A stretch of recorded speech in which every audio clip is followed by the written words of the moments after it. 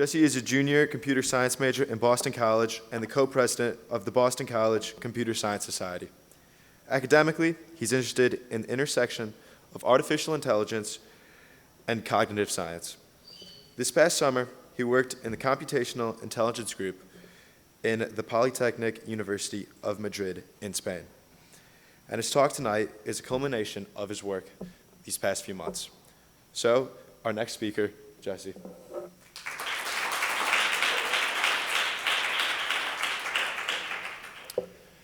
Great. So I want to talk a little bit about a couple of algorithms in a field of computer science that have recently become very, very popular, not just in computer science, but in a lot of different fields. And I think the best way to do that is to start with an example.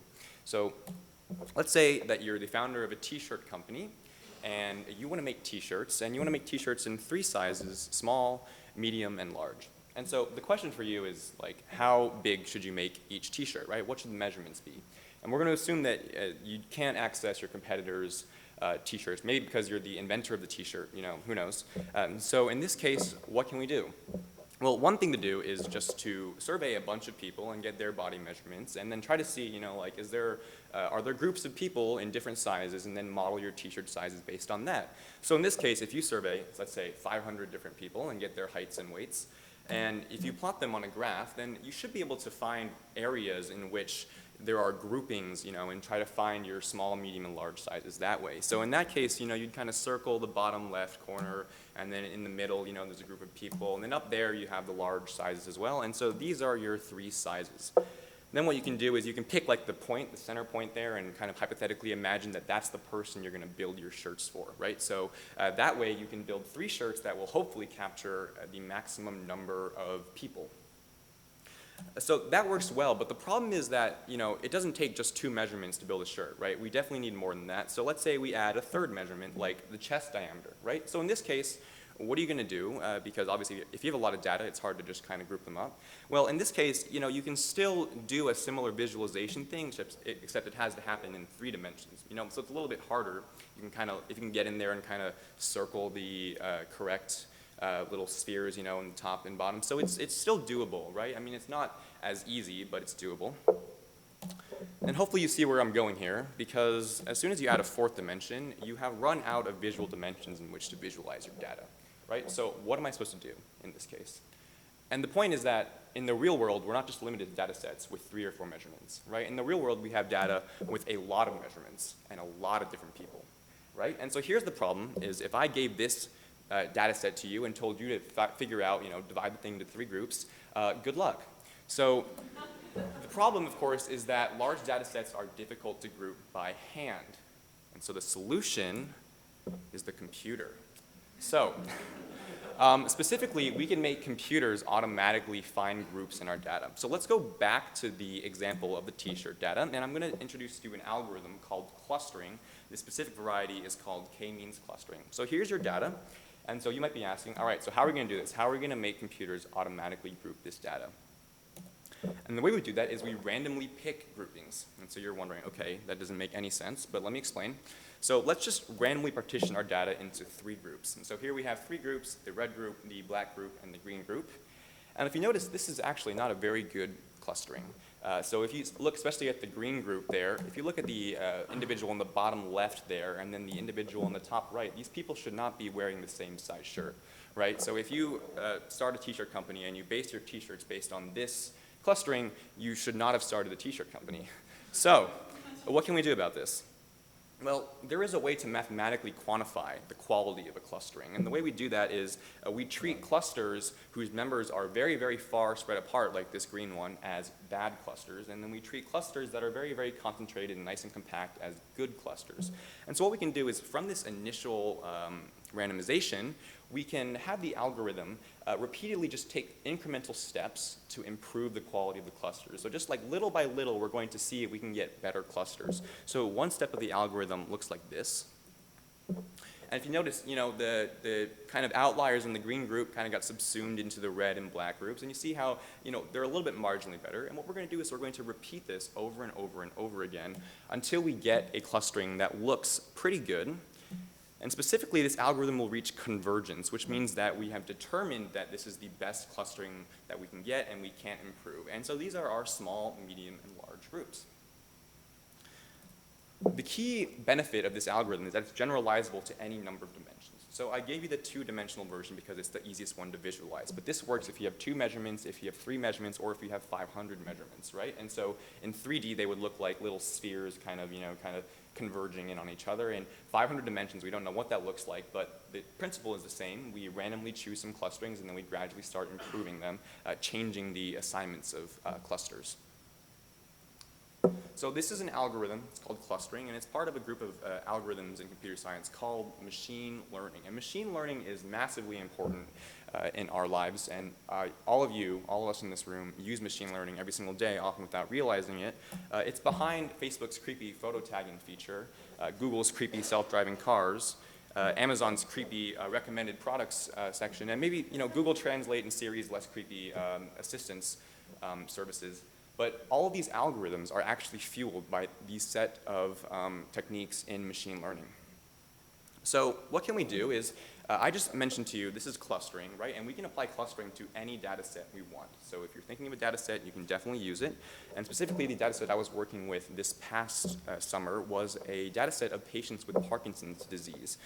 So just a brief intro to Parkinson's disease. It is caused by brain cell death in the substantia nigra, which is that little graphic right there shows you where that is. And it's a neurological disorder, and the primary symptoms are motor symptoms. So you have tremor, which is shaking of the hands, you have rigidity, which is stiffness of the limbs, and bradykinesia, which is overall slowness of movement in addition to others. But there are also non-motor symptoms. So there are, later on in the disease, you can manifest depression, sleep disorders, gastrointestinal issues, etc. Generally, the onset of the disease is late, so 50 years or older. But the issue is that we don't have a good understanding of what this disease is and what it does. The cause of the disease is unknown, and no cure has yet been found. So obviously, it's a really important topic for researchers. This is the data set. So this is a data set of 951 patients, and you can see here we have about 15 measurements. So we have a bunch of non-motor symptoms, 1 through 9, including cardiovascular disorders, sleep and fatigue issues, mood and cognition, including depression, and all those non-motor symptoms. And then we also have 4 standard motor symptoms: tremor, bradykinesia, rigidity, and then axial, which involves symptoms that affect the entirety of your body, including balance and gait issues. And so what we can do is we ran an algorithm that's very similar to the one that I just showed you on this data set, and we found 4 clusters. So we found 4 groupings of every single patient into one of those 4 groupings, and so your question may be, what are they?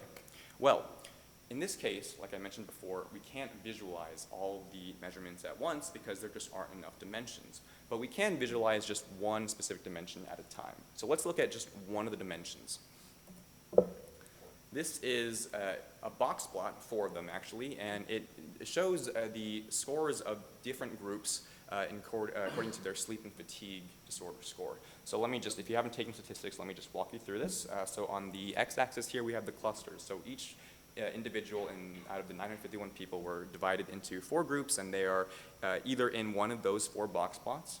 And on the x-axis, the y-axis, we have the score, so how severe they scored, ranging from mild at 0 to 50, very severe. The specific scale isn't important. What's important is how they are relative to each other, right? And so if we look at one box plot, the little rectangle in the middle line indicates the average of that population. So in this case, the average for patients in group 4 was about 20 on a scale of 0 to 50. And the 75th and 25th percentiles are the top and bottoms of the rectangle, so most of the patients fall within that range. And then, of course, you have the range, which is the line, and the outliers, which are the dots outside of it.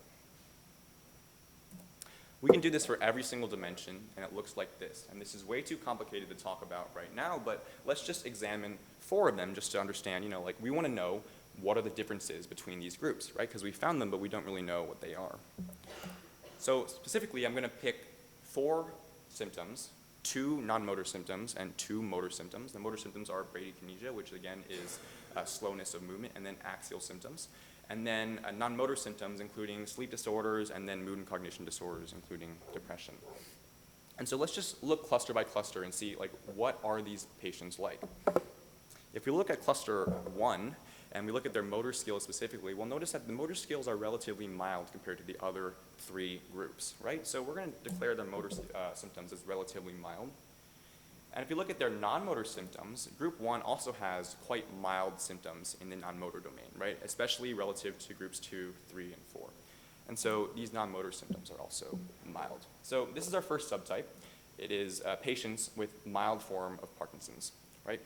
On the other end of the spectrum, however, we have subtype 4, and if you look at subtype 4's symptoms, especially for motor, you can tell that their motor symptoms are quite severe in relation to the other 3 clusters.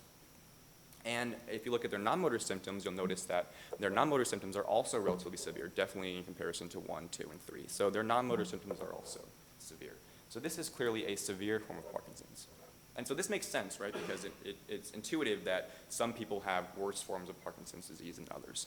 But if you look at the middle clusters, things get different. So if you look at a cluster 3, in this case, if you look at their motor skills symptoms, they are also relatively worse compared to 2 and 1. Not as bad as 4, but still pretty bad. So we'd call their motor symptoms severe. And in the non-motor scale, we'll notice that actually 3's symptoms are quite mild compared to 2 and 4. Very close to 1, which was our mild subtype. So in this case, this is a motor-dominant form of Parkinson's disease. And so this is the canonical form of Parkinson's disease, right? Because Parkinson's disease is defined as a motor disorder. So it makes sense that we have a larger manifestation of motor symptoms than non-motor symptoms. But so group 2 is where it gets interesting. So let's look at group 2. On the motor scale, you can see how the symptoms are actually quite close to the mild subgroup, especially compared to 3 and 4. So in this case, our motor symptoms are relatively mild. But if we look at the non-motor symptoms, you'll see that clearly this group has a higher occurrence of non-motor issues than groups 1 and 3, close to that of 4. So in this case, the non-motor symptoms are severe. And so this is a non-motor dominant form of Parkinson's. And this is the interesting form of Parkinson's because, again, our traditional conception of Parkinson's is that it's just a motor disorder. But in this case, we're seeing that there are a subset of patients who have primarily non-motor issues. If you look at every single one of these box plots, you'll see the exact same trend. So at the bottom there, you'll see the motor symptoms, and you see indicated with the red arrow that general upwards trend. But the non-motor symptoms have that kind of jagged trend because groups 2 and 4 are relatively higher than 1 and 3. So you can see how this is relatively consistent across all symptoms. And if we look at the duration of how long these patients have had the disease, you'll notice that there are definitely differences between groups 1 and 4. There's a general upward trend, which makes sense because the longer you've had a disease, the more serious it gets. And so there are differences among those groups. But the interesting thing is that among groups 2 and 3, there are no significant differences. So what does this entail? Well, like I've mentioned before, the traditional idea of Parkinson's is that you get the disease and then over time you begin to develop a motor-dominant form of the disease. But in this case, it's evident that there is a branch, right? So there's a subset of patients that somehow end up developing non-motor symptoms of the disease more than motor symptoms of the disease, right? And so this is important for 2 reasons. The first is that there are different symptoms should mandate different treatments, right? Obviously, you should not treat someone with a non-motor form of Parkinson's the same as a motor form of Parkinson's because they have different problems. And the second is that different symptoms imply different causes, right? And that's an interesting question. What is it that causes someone to develop a non-motor form of the disease rather than a motor form of the disease? And that's a difficult question that unfortunately we don't know the answer to yet. But if we take steps towards answering that, hopefully we'll have a better conception of what causes Parkinson's in general. So that was an introduction to unsupervised learning. And what unsupervised learning is learning from unlabeled data, right? So you have all this data and you tell a computer, try to find groups for me, understand this data for me. And so in the last part of my talk, just briefly, I'm going to mention supervised learning, which is about learning from labeled data. And so in this case, supervised learning involves making predictions on new data. So I'm assuming you guys have all seen flowcharts before. And specifically, there's a special kind of flowchart called a decision tree. And so here's a fun decision tree.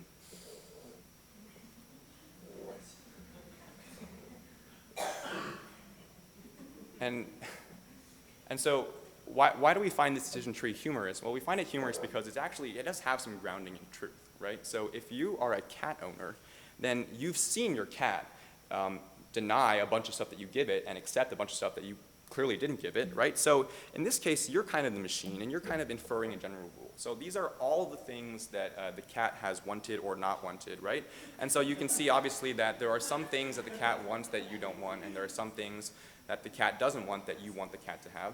And if you know, as you observe over and over again, you begin to notice a general trend, which is that generally, if the item is for the cat doesn't want it, and vice versa, right? And this is a humorous generalization, and it's not true for everything, right, like catnip and tax forms. But generally, of course, we can understand that there is this trend. And so this is a form of machine learning in general. It's about inferring a general rule from a bunch of data that you're given it. Here in this case, we have measurements, so is the item for the cat, and we have a label, so does the cat want it? And by knowing this, we can understand kind of a general pattern of behavior.